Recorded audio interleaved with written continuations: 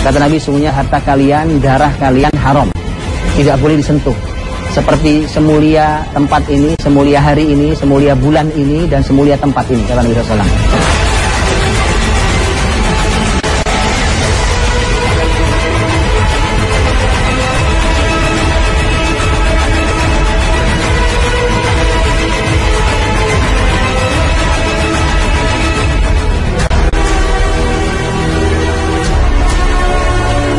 Pada bulan Zulhijjah, seluruh umat muslim sedunia berkumpul menjadi satu di Makkah Al-Mukarramah untuk menunaikan ibadah haji yang merupakan rukun Islam terakhir.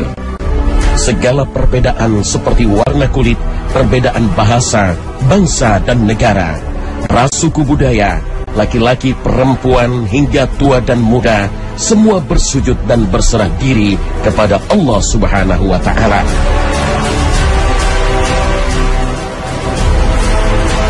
Mari kita tengok kembali upaya Nabi Muhammad SAW dalam menyatukan umat yang besar ini dalam satu tali persaudaraan Islam. Dan pernahkah kita mengingat sebuah momentum besar yang menjadi tanda berakhirnya wahyu Allah di bumi melalui Rasulullah SAW?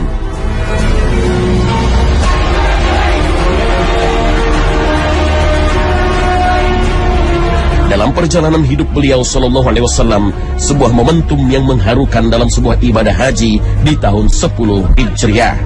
Itulah Haji Wada, haji perpisahan, haji terakhir Nabiullah Muhammad SAW. Assalamualaikum warahmatullahi wabarakatuh. Pemirsa Khalifah yang dirahmati Allah Subhanahu wa Ta'ala, sekarang saya berpakaian ihram putih-putih, pakaian yang biasa dan dipakai oleh para jamaah umrah dan haji. Tapi saya tidak sedang di Tanah Suci. Pakaian ini sebenarnya hanya untuk menghadirkan keadaan yang disebutkan dalam sejarah bahwa Nabi SAW di momentum yang sangat berharga, sangat penting, yang sangat menyentuh hati saat peristiwa haji perpisahan di Arafah dan di Mina. Dan ketika itulah Nabi SAW menyampaikan khutbah yang sangat besar, sangat lengkap, menggugah, bahkan menjadi kaidah-kaidah besar dalam kehidupan muslimin dan seluruh umat manusia. Khutbah pertama beliau di haji sekaligus khutbah terakhir beliau di haji, karena Nabi SAW berhaji hanya sekali dan haji itu adalah haji wada. Khutbah inilah yang akan kita bahas karena begitu agungnya isi khutbahnya. Kita akan membahas sebagian dari isi khutbah Nabi yang mulia di haji wada. Di akhir bulan Dzulqa'dah, saat itu tersisa hanya tinggal 4 hari di bulan Dzulqa'dah. Rasulullah SAW bergerak meninggalkan Madinah dalam sebuah tujuan yang luar biasa. Sudah sekian lama muslimin ingin melaksanakan ibadah haji dan baru kali itu akan bersama Rasulullah SAW. Di mana Nabi SAW bergerak saat itu dengan jumlah muslimin yang hendak melaksanakan ibadah haji dalam jumlah yang sangat amat besar. Belum pernah ada jumlah Nabi bersama muslimin sebesar itu, baik sebelum peristiwa itu ataupun setelahnya, di zaman Nabi SAW. Ini peristiwa terbesar di mana Nabi SAW disebutkan bersama 100.000 muslimin, jamaah haji, 100.000. Ada bahkan ada yang menyampaikan riwayatnya sampai 140.000 lebih jumlah jamaah haji. Jumlah yang sangat besar, apalagi zaman itu. Mereka semua bertujuan satu, ke Tanah Suci untuk melaksanakan ibadah haji bersama Rasul SAW. Mereka ingin langsung melihat Nabi, bagaimana Nabi SAW beribadah haji. Dan karena Nabi adalah terbaik dan Nabi SAW mengatakan khudhu anni manasikakum. Nabi mengatakan, ambillah dariku manasik kalian, manasik haji kalian, kalian harus mengambilnya dariku. Rasul SAW di 4 hari yang tersisa di bulan Dzulqa'dah, kemudian begitu habis bulan Dzulqa'dah masuk bulan Dzulhijjah, dan Nabi baru sampai di Mekah setelah sholat subuh pada tanggal 4 Dzulhijjah. Sampai kemudian Nabi SAW langsung melaksanakan tawaf, dan nanti pada tanggal 8 Dzulhijjah, malam tanggal 9 yang disebut dengan hari Tarwiyah, Nabi SAW mabit di Mina sampai pagi hari. Kemudian pagi hari setelah sholat subuh dan setelah zikir doa kemudian syuruk, setelah matahari terbit, kemudian Nabi bergerak ke ke Arafah. Dan di Arafah Nabi SAW wukuf sampai terbenam matahari, sampai kemudian nanti Nabi melanjutkan ke Muzdalifah, Muzdalifah kemudian ke Mina. Peristiwa haji Nabi SAW ini adalah peristiwa yang agung luar biasa, karena ini dalam sejarah disebut sebagai Hajjatul Wada atau haji perpisahan. Karena itu adalah haji pertama Nabi SAW, tapi itu sekaligus haji terakhir Nabi dan haji perpisahan Nabi, karena setelah itu Nabi tidak berjumpa lagi dengan muslimin di dalam peristiwa haji. Di akhir tahun 10 Hijriah, tampak beberapa tanda yang menandakan bahwa akhir usia Rasulullah SAW telah dekat. Di antara tanda-tanda dekatnya perpisahan umat Muslim dengan Rasulullah SAW adalah ditaklukkannya kota Makkah Al-Mukarramah. Masuknya tokoh-tokoh penting Bani Thaqif di Taif kepada Islam. Datangnya delegasi dan utusan negara-negara non-Islam menuju Madinah untuk memeluk Islam. Sebuah tokoh ulama hadis Imam An-Nasa'i meriwayatkan dalam kitab tafsirnya bahwa Ibnu Abbas mengatakan tentang surah An-Nasr. Ketika diturunkan surat An-Nasr ini mengabarkan wafatnya Rasulullah SAW, maka beliau lebih meningkatkan ketekunan dalam urusan akhirat. Dan sebelumnya, pada bulan Ramadan, Rasulullah SAW beriktikaf selama 20 hari. Padahal di tahun-tahun sebelumnya, beliau hanya melakukan 10 hari saja. Maka ketika saat di mana semua risalah telah sempurna, Rasulullah mengabarkan kepada umatnya bahwa beliau akan berhaji bersama mereka. Sebuah kebahagiaan yang tidak dapat digambarkan dengan kata-kata apapun bagi umat muslimin kala itu. Kurang lebih 140.000 kaum muslim datang berbondong-bondong dari segala penjuru tanah Arabia. Dan di antara ribuan manusia yang memenuhi padang Arafah kala itu, Rasulullah SAW hadir dan menyampaikan pesan-pesan maha dahsyat yang menjadi khutbah akbar terakhir beliau. Dengan tetap duduk di atas unta beliau yang tenang, beliau SAW pun memulai khutbahnya dengan suara yang kencang dan masih diulang sambung menyambung oleh para sahabat karena banyaknya jamaah yang ikut serta dalam haji wada tersebut. Berikut ini adalah ringkasan dari pesan-pesan perpisahan Rasulullah SAW. Kata Nabi, ayuhan nas, wahai manusia, isma'u qawli wa'qilu. Kata Nabi, dengarkan perkataanku, dengarkan khutbahku ini, dan pikirkanlah. Dengarkan dan pikirkanlah. Kemudian Nabi SAW menyampaikan salam perpisahannya. Fa inni la adri la'alli la alqakum ba'da 'ami hadza bihadzal mauqifi abada. Karena aku tidak tahu, bisa jadi aku tidak lagi bisa berjumpa dengan kalian setelah tahun ini di tempat wukuf sekarang ini untuk selama-lamanya. Artinya umurku nampaknya tidak akan sampai pada tahun depan. Wallahu alam, apa yang dari mana Nabi SAW tahu, beliau Nabi, tapi Nabi sudah menyampaikan kepada para sahabat yang hadir saat itu bahwa kata Nabi, saya tidak tahu apakah bisa berjumpa kalian, bisa jadi aku tidak bisa berjumpa kalian tahun depan. Setelah itu baru Nabi menyampaikan beberapa pesan-pesan yang sangat luar biasa, yang isinya lengkap untuk kehidupan manusia yang harus diperhatikan. Yang pertama, Nabi SAW menyampaikan tentang masalah fa inna dima'akum wa amwalakum haramun alaikum ka hurmati yaumikum hadza wa syahrikum hadza wa baladikum hadza. Kata Nabi, sungguhnya harta kalian, darah kalian haram, tidak boleh disentuh. Seperti semulia tempat ini, semulia hari ini, semulia bulan ini, dan semulia tempat ini, kata Nabi SAW. Ini di Arafah, saat seluruh manusia sedang mendengarkan Nabi berkhutbah. Dan ini pelajaran subhanallah buat kita, bahwa harta dan darah dua-duanya dalam Islam sangat dijaga. Tidak boleh sama sekali. Nabi sudah berpesan di Haji Wada, tidak boleh sama sekali seseorang menyentuh darah dan harta kecuali dengan jalan yang hak. Mahal, dalam Islam sangat diperhatikan. Nabi mengatakan haramun alaikum, inna dima'akum wa amwalakum haram hukumnya, jangan disentuh. Harta orang lain jangan diambil, darah orang lain jangan diteteskan atau ditumpahkan, kecuali dengan seizin syariat.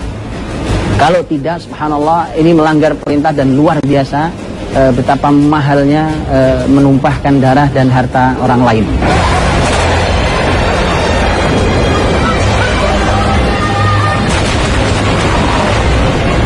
Namun kini lihatlah saudara-saudara kita di Aleppo, Suriah.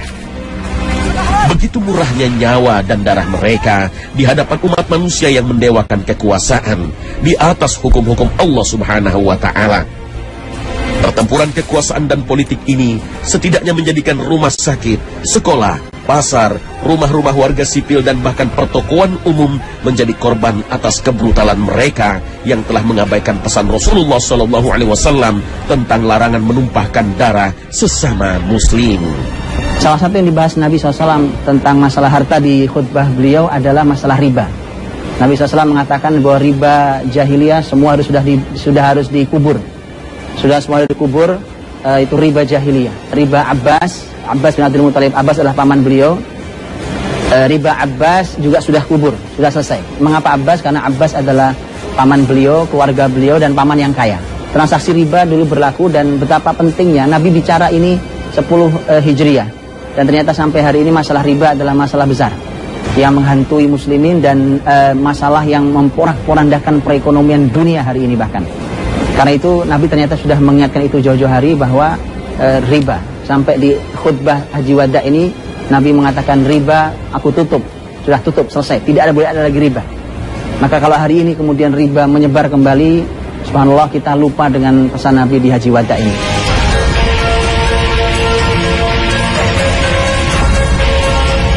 Riba adalah penambahan sejumlah nilai dalam perjanjian jual beli secara batil.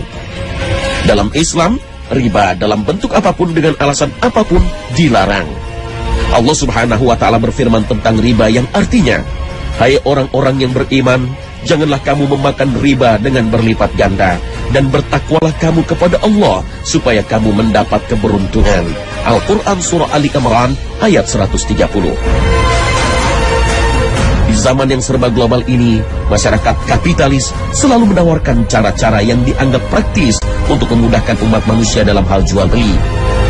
Padahal, segala hal yang berhubungan dengan riba adalah dilarang.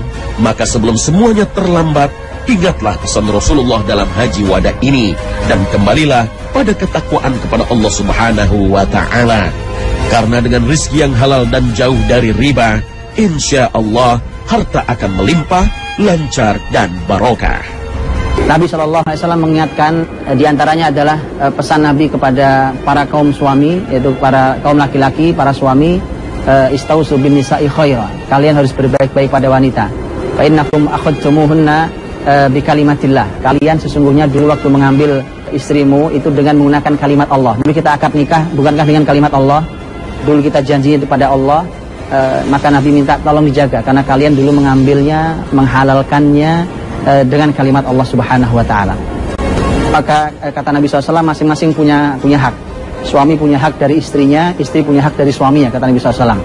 Dan Nabi berpesan secara khusus para kaum laki-laki tolong berbaik-baik kepada istrinya. Pesan luar biasa. Mengapa begitu?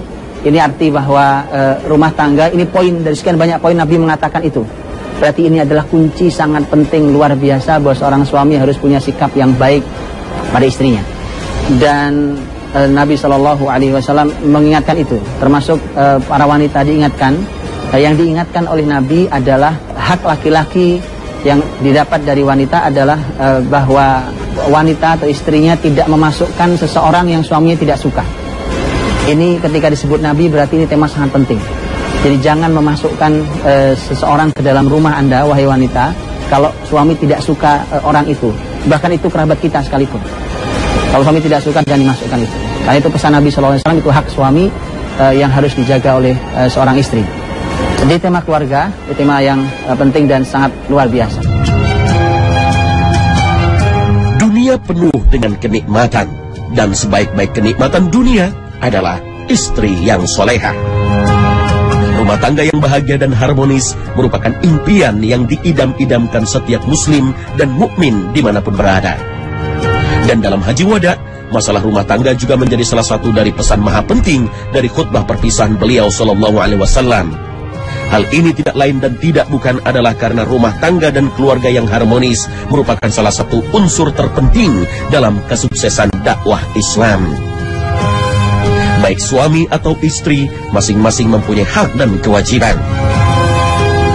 Lebih jauh, Islam juga telah menjadikan tanggung jawab dakwah ini kepada suami dalam membangun keluarga yang islami dan mengamanahkan pembangunan dasar dalam keluarga dengan membimbing, mengarahkan, dan mendidik tiap-tiap anggota keluarganya atas dasar kasih sayang dan ketakwaan kepada Allah Subhanahu wa Ta'ala. Allah Subhanahu wa Ta'ala berfirman yang artinya, "Hai orang-orang yang beriman, peliharalah dirimu dari api neraka yang bahan bakarnya adalah manusia dan batu. Penjaganya malaikat-malaikat yang kasar, yang keras, yang tidak mendurhakai Allah terhadap apa yang diperintahkannya kepada mereka, dan selalu mengerjakan apa yang diperintahkan." Al-Quran Surah At-Tahrim ayat 6. Kemudian juga Nabi SAW berpesan tentang tema sosial, tema persatuan. Kata Nabi, "La fadla li Arabi ala ajami." Kata Nabi, tidak ada istimewanya Arab dibanding yang lain. Tidak ada istimewanya orang berkulit merah dengan berkulit hitam. Tidak ada, semua sama. Semua sama. Inna akramakum indallahi atqakum. Orang yang paling mulia di sisi Allah adalah orang yang paling bertakwa. Bukan kulit hitam, bukan kulit putih, bukan kulit merah, bukan kulit kuning, bukan dari bangsa Arab, bukan dari bangsa non-Arab, bukan. Nabi sampaikan itu. Ini masalah kesetaraan sosial. Jadi bayangkan ketika Nabi sudah 15 abad yang lalu menyampaikan tentang kesetaraan itu, di antara semua suku sama, setara, sementara kita menengok beberapa abad ke belakang saja di Eropa mereka masih membedakan, bahkan mungkin sebagian hari ini masih rasis terjadi dan seterusnya. Islam sudah diajarkan Nabi sejak zaman dahulu bahwa tidak boleh ada perbedaan. Bahkan beliau sendiri Arab, beliau sendiri Quraisy, tapi Nabi mengatakan bahwa tidak ada keutamanya Arab di atas non-Arab. Karena utama itu dengan bertakwa pada Allah Subhanahu wa Ta'ala. Ini catatan buat kita. Siapapun Anda, siapapun kita semuanya, mulianya adalah ketika kita bertakwa. Kemudian Nabi SAW juga berpesan tentang persatuan. Nabi ingatkan, kata Nabi SAW, jangan sampai kalian saling membunuh lagi setelah aku meninggal. Jauh setelah usainya haji wada dan wafatnya manusia paling mulia Rasulullah SAW, fenomena mementingkan kepentingan suku bahkan hingga kini masih dapat kita temukan. Masalah tentang mementingkan kesukuan, ras, warna kulit, bahasa dan lain sebagainya telah dijelaskan juga oleh Rasulullah SAW yang bertanya kepada beliau tentang asobiyah. Diriwayatkan oleh Abu Daud dari Wa'il bin Al-Asqa, ia berkata, "Aku berkata, ya Rasulullah, apakah asobiyah itu?" Beliau bersabda, "Kamu membantu bangsamu dalam kezaliman." Beliau juga mempermaklumkan tidak bertanggung jawab atas orang yang melakukan asobiyah. Bukan dari golongan kami, orang yang menyerukan kepada asobiyah, fanatisme kesukuan. Bukan dari golongan kami orang yang berperang demi asobiyah. Dan bukan dari golongan kami orang yang mati mempertahankan asobiyah. Hadis riwayat Abu Daud.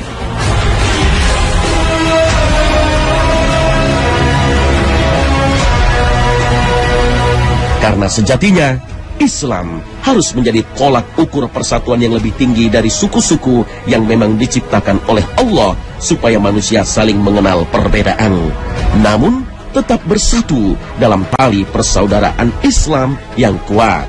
Kemudian juga yang luar biasa, yang besar adalah Nabi SAW ternyata mengingatkan kembali tentang rukun Islam yang 5. Rukun Islam yang 5. Ini sebenarnya kan tema rukun Islam kita semua tahu. Ada syahadat, salat, zakat, puasa, haji, rukun Islam yang 5. Rukun Islam yang 5 itu sudah dilaksanakan sudah sejak awal Nabi sholat. Kemudian nanti ada tema zakat di Madinah, puasa di Madinah, kemudian haji di peristiwa itu. Nabi ingatkan lagi rukun Islam yang 5 ini betapa pentingnya setiap muslim untuk menjaga keislamannya memegang rukun Islam yang 5. Kata Nabi SAW, dia mengatakan, "Ayuhan nas, wahai manusia, u'budu rabbakum, beribadalah pada Rabb kalian, wasallu khamsakum, dan salatlah salat 5 waktu kalian, wasumu syahrakum, dan puasalah di bulan Ramadan kalian, wa addu zakata amwalikum, dan laksanakanlah zakat harta kalian, wa hujju ila baiti rabbikum, dan berhajilah kalian ke Baitullah, ke bait Rabb kalian, tadkhulu jannata rabbikum, kalian akan masuk ke dalam surga Allah Subhanahu wa Ta'ala." Diingatkan kembali rukun Islam yang 5, jaga itu.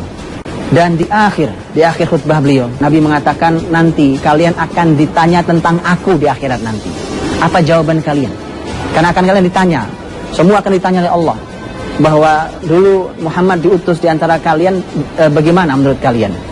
Maka mereka mengatakan, ya Rasulullah, engkau telah menyampaikan, engkau telah memberikan petunjuk kepada kami, semua amanah dari risalah telah kau sampaikan.